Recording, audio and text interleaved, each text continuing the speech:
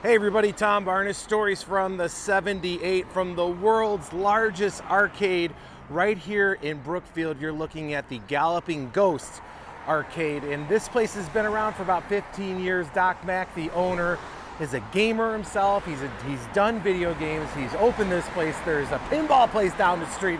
We're going to talk to him now for this story from the 78 from the Galloping Ghost Arcade here in Brookfield. So actually we wound up inside the pinball area instead of the arcade. I'm here with Mack, owner of Galloping Ghost Pinball Arcade. How are you, sir? Doing great. Thanks for coming by. You know what? I've heard about this place for a long time. I've been here before. I didn't know about the pinball area. That's why we're in here. I took a detour to come over here to talk to you. There's so much stuff down at the arcade. Sometimes people lose sight that there is a pinball side to the arcade. You expect me to do all the work? It's definitely a part of it. Yeah, talk about what kind of, it's more of a limited selection compared to what people can see over at the arcade. You got about 47 here? 47 machines here, not the 1,038 that we have down at the arcade, but definitely a lot of rare and obscure games, a lot of horror themed. It's a little more personalized to my personal taste. So you got a lot of IPs like Led Zeppelin and Godzilla and just things that hopefully a lot of people are into. But yeah, including this new, you said this Evil Dead game, like hot off the press is new, huh? This is brand new from Spooky Pinball. They did such a phenomenal job on it. Usually pins are a bit more expensive, but this was one, as soon as they announced it, had to have it here. And we were one of the first places in the Chicagoland area to have it. And people absolutely love it. It's easily one of my top favorite games right now.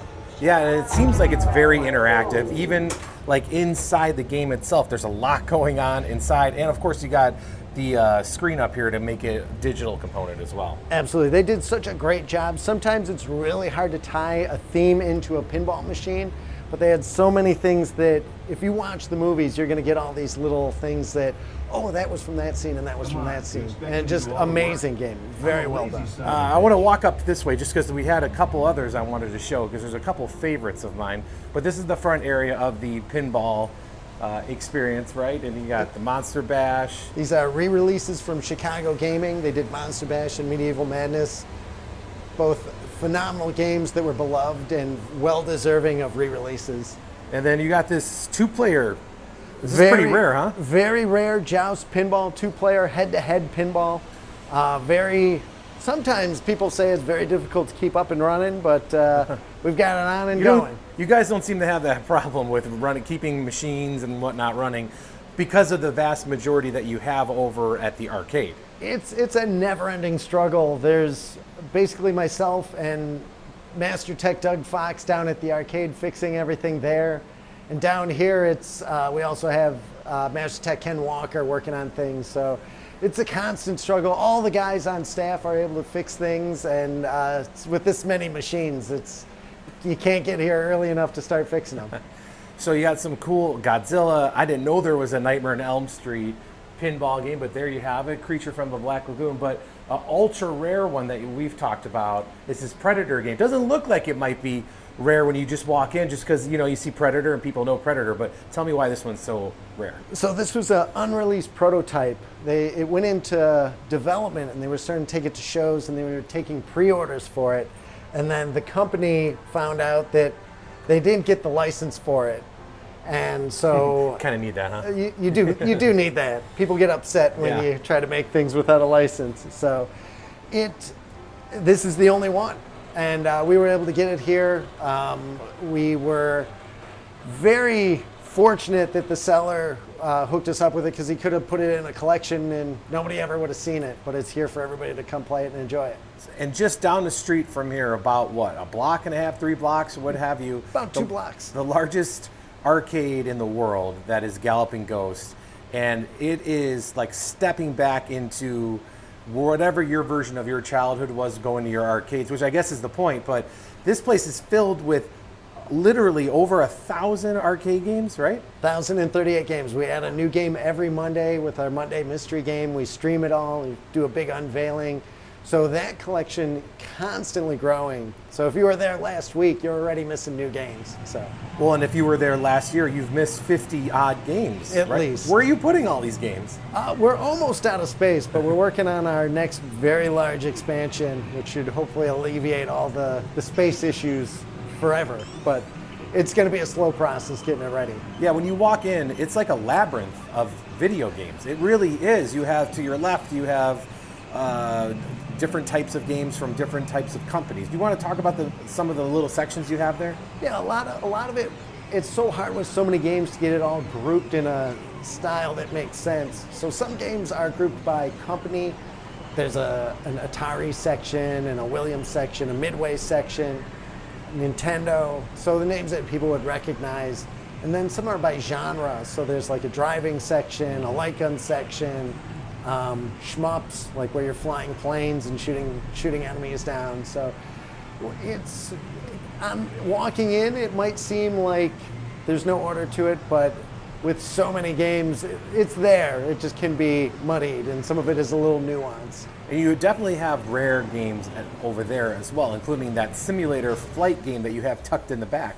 The Sega R360, it's one of the best things about the arcade has been that collectors have been very good to us. Industry people has been very good to us about sharing the rarest of the rare games. So there's a lot of one-of-ones, unreleased prototypes, and there's literally over 200, probably closer to 300 games that the only place you can play them is down there, the only place in the world. So. And one of the older or oldest video arcade games is also there.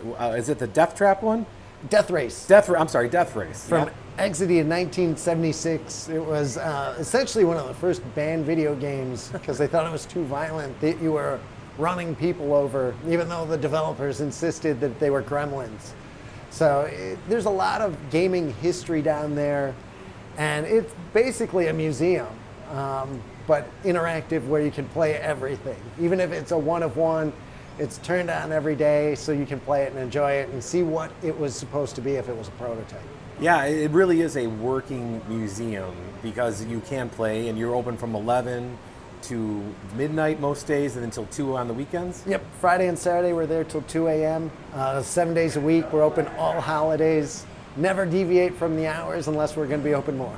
And you come in, you pay $25, and you can play for as long as you're there. Yep, you can leave, go get lunch. Brookfield has so many great restaurants to go eat at that go eat, come back, just show your receipt, you're right back in play. Oh, man. And I just love when you walk around the labyrinth that is all these games. You see games from your childhood. You see games from, when you were a little bit older, depending on your age group. Is there a spot where perhaps arcade games aren't as, they're not manufactured as much? Is there a year where they kind of tail off, or is it like when you say like the bulk of the games in the arcade are from X year to X year? Like 1976 to probably the early 2000s, and then it kind of hits that quiet period.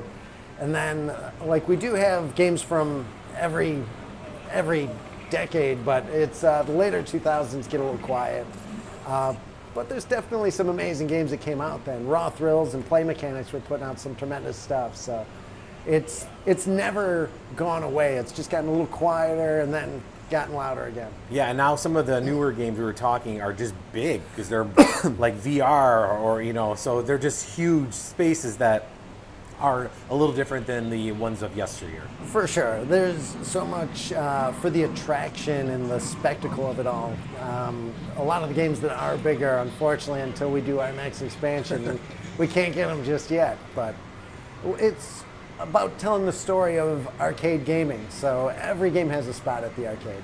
It does, and it almost feels like when you walk into a comic book shop, the way you walk into this arcade, because you got the counter right there, you have people who are knowledgeable about the games who will be able to direct you to, like, if I want to play Duck Hunt, you guys know where it is, or the original Super Mario Brothers, you know where that is, right? That's the whole thing. The guys working there, the people working there it's so many of them, it's their life. They just love doing it. It's nothing else they would rather be doing. Like, it's video games. You get to meet great people that travel in. You get to meet the industry people and hear all the stories. Hearing why somebody wants to play a specific game For a lot of us, it's super interesting. Some of them, they played it as a kid with their parent, or their dad showed it to them, or their brother. Some of them, they just heard about it their whole lives, and they're just finally checking it out. Or they play it on console now, and they want to see where the story started. Yeah, I mean, there's something very unique about coming into a building, playing stand-up games, versus sitting on your couch with a little controller. It's a whole different experience. Both of them are fun, but it's an experience to come in. You have a little sense of community, like a comic book store, where you're with fellow readers who love the genre that you're in. Same thing here. You get to meet gamers. You have all sorts of events that happen throughout the year here with gamers and streaming things live, all of that stuff, right? We do. We're constantly streaming. We do a Monday stream and a Thursday stream showing off. On Monday, the new game. Thursday, we do gameplay, and it's always something new. So like when people go there, we get people that even have like social anxieties. They don't like going out as much. I was very much like that.